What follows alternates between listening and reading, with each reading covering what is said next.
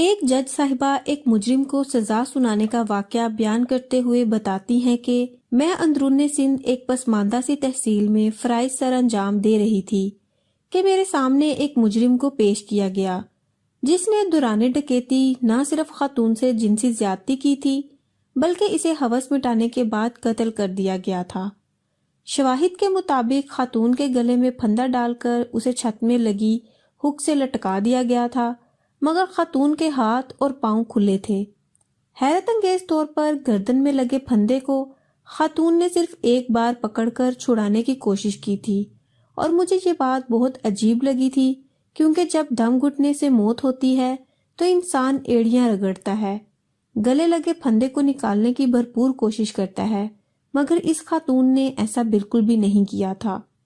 چونکہ رسی کے بنے پھندے پر خاتون کی انگلیوں کے نشانات موجود تھے، جس سے صاف ظاہر ہوتا تھا کہ خاتون کو زندہ حالت میں پھندے سے لٹکایا گیا تھا۔ میں نے یہی سوال تفتیشی افسر سے بھی کیا تھا کہ خاتون نے خود کو پھندے سے آزاد کروانے کے لیے ہر ممکن کوشش کیوں نہیں کی۔ میرے سوال کے جواب میں تفتیشی افسر نے جواب دیا کہ نہ تو ہمارا خیال اس طرف گیا ہے اور نہ ہی ہم نے یہ سوال مجرم سے پوچھا ہے، اگر آپ حکم دیں تو دوبارہ تفتیش کر لیتے ہیں۔ میں نے دوبارہ تفتیش سے منع کرتے ہوئے روبرو کھڑے مجرم کو مخاطب کرتے ہوئے پوچھا کہ اس خاتون کے ساتھ اس قدر بربریت برتنے کی وجہ کیا تھی، اور دوسرا تم نے جب خاتون کو چھت سے لٹکایا تو اس کے ہاتھ بے اختیار پھندے سے آزاد ہونے کی کوشش کے لیے پھندے کو بار بار جگہ جگہ لگنے چاہیے تھے، کیوں نہیں لگے؟ میری بات سن کر سامنے کھڑا مجرم مکروہ ہنسی ہنسا اور بولا، خاتون کا پھندے کو ہاتھ نہ لگانے کی وجہ اس کی ممتا تھی اور قتل کرنے کی وجہ کوئی بھی نہیں تھی۔ مجھے میرے سائیں یعنی وڈیرے نے حکم دیا، جا اس کے ساتھ عیاشی کر، مگر مطلب پورا ہو جانے پر ثبوت مٹا دینا، اور اگر میرے کام کی کوئی چیز ملے تو لا کر مجھے دے دینا۔ دراصل خاتون اور اس کا شوہر پڑھے لکھے تھے اور وڈیرے کی دھونس نہیں مانتے تھے، اسی لیے وڈیرے نے میرے ذریعے ان کو سزا دینے کا فیصلہ کر لیا، اور وڈیرے کے حکم پر میں نے انہیں سزا دے دی۔ میں دن دہاڑے شوہر کی غیر موجودگی میں ان کے گھر گھسا، خاتون کے گھر سے سارا قیمتی سامان اور زیور سمیٹا، بعد میں خاتون سے زیادتی کی اور ثبوت مٹانے کی خاطر خاتون کو پھندے سے لٹکا دیا تاکہ لوگوں کو لگے اس نے خودکشی کر لی ہے۔ اور رہی بات خاتون کا پھندے کی طرف ہاتھ نہ لے جانا، تو اس کی وجہ ممتا تھی، کیونکہ خاتون نے ہاتھوں کی مدد سے پھندا پکڑ لیا تو مجھے لگا اسے مرتے مرتے وقت لگ جائے گا، اور میرے پاس اتنا وقت نہیں تھا، لہٰذا میں نے اس کی 1.5 سال کی بیٹی کو زمین پر گرا کر اس کے سینے پر پاؤں رکھ کر دبانا شروع کر دیا۔ بیٹی کو دیکھ کر خاتون اپنی موت کو بھول کر بیٹی کی طرف لپکنے لگی اور چند ہی جھٹکوں سے اس کی گردن ٹوٹ گئی۔ گردن ٹوٹتے ہی وہ مر گئی۔ میں نے اس کی بچی کو وہیں چھوڑا، زیور اور نقدی اٹھائی اور باہر نکل آیا۔ میں نے اپنی ضرورت کی چیز حاصل کر لی تھی اور سائیں کی ضرورت کی چیز سائیں کو دے دی۔ سائیں کا وعدہ تھا پولیس اور عدالت کو وہ سنبھال لے گا، اس لیے میں مطمئن ہوں۔ اس بات میں کوئی شک نہیں کہ ڈکیتی، زیادتی اور قتل کے باوجود بھی وہ شخص میرے سامنے یوں کھڑا تھا جیسے محض کوئی ٹریفک سگنل توڑ کر آیا ہو۔ اس کی بات ختم ہوئی تو میرے ذہن میں 20 سوال اٹھے۔ پولیس تفتیش میں کہیں بھی ڈکیتی کی چیزیں وڈیرے کو دینے کا ذکر نہیں تھا، نہ ہی کہیں خاتون کی بیٹی پر کیے گئے تشدد کا ذکر تھا، نہ ڈکیتی کی واردات میں لوٹا گیا مال مسروق کا پورا لکھا گیا تھا، جس سے صاف ظاہر تھا کہ پولیس والوں کو خدا سے زیادہ وڈیرے کا خوف تھا۔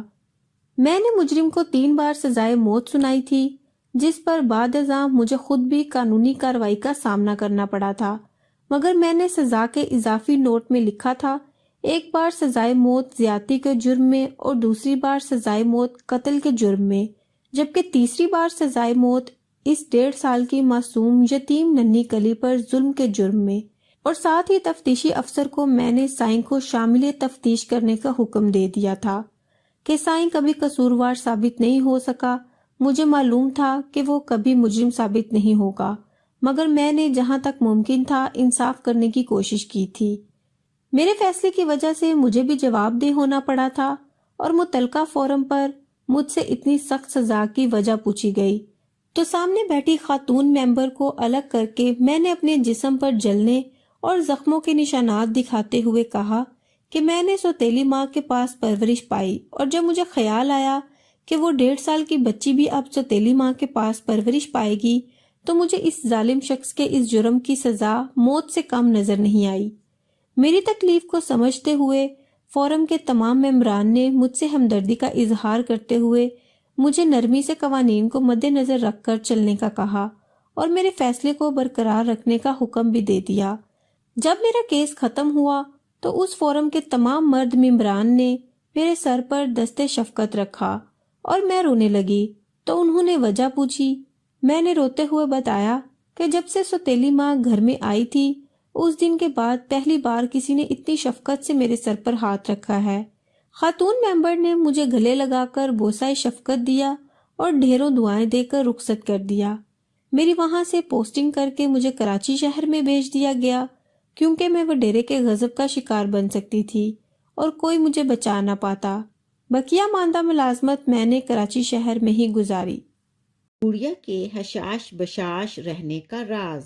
ایک خاتون بڑھاپے کی منازل طے کر رہی تھی، مگر اس کا چہرہ حشاش بشاش اور انتہائی خوبصورت تھا۔ لگتا نہیں تھا کہ وہ کسی بوڑھی عورت کا چہرہ ہے، بلکہ وہ چہرے سے جوان عورت معلوم ہوتی تھی۔ کسی نے پوچھا، آپ کی عمر لمبی ہو چکی ہے، بڑھاپے کے صحرا میں آپ کی زندگی کا سفر جاری ہے، مگر تعجب ہے کہ آپ کا چہرہ بہت ہی صاف شفاف ہے۔ آخر آپ کیا طریقہ اختیار کرتی ہیں جس کے باعث آپ کا چہرہ نوجوان عورت کی طرح دکھائی دیتا ہے؟ بوڑھی خاتون نے جواب دیا، بہن، یہ وہ طریقہ ہے جس سے اکثر و بیشتر خواتین ناواقف ہیں۔ میں نے یہ نسخہ کائنات کے سب سے بڑے معالج سے لیا ہے، جس کے استعمال کے بعد انسانی خواہشات ختم ہو جاتی ہیں، حالانکہ انسانی خواہشات کا لامتناہی سلسلہ ختم ہونے کا نام نہیں لیتا۔ رسول اللہ صلی اللہ علیہ وآلہ وسلم کا ارشاد گرامی ہے جو حضرت ابن عباس رضی اللہ عنہما سے مروی ہے، اگر ابن آدم کو 2 وادیاں سونے اور چاندی کی مل جائیں تو وہ تیسری وادی کی خواہش کرے گا۔ بات یہ ہے کہ ابن آدم کا پیٹ صرف مٹی ہی سے بھر سکتا ہے۔ میں پھر ہر روز میک اپ کرتی ہوں۔ میرے میک اپ کی تفصیل اس طرح سے ہے، میرے دونوں ہونٹوں پر حق غالب رہتا ہے، میری آواز کی گنگناہٹ ذکر و اذکار ہے، میری آنکھوں کا میک اپ نگاہ کی پستی ہے، میرے دونوں ہاتھوں کی سجاوٹ احسان ہے، میرے قدموں کی خوبصورتی استقرار اور استقامت ہے، میرے دل کا قرار حب الہی ہے، میری عقل کا سنگار حکمت اور دانائی ہے، میرے نفس کی غذا اطاعت اور فرما برداری ہے، میری خواہش کی انتہا ایمان ہے۔ یہی میرا میک اپ ہے جس کو اپنانے پر میرے چہرے کو یہ رونق نصیب ہوتی ہے جو آپ کے سامنے ہے۔ شکراً۔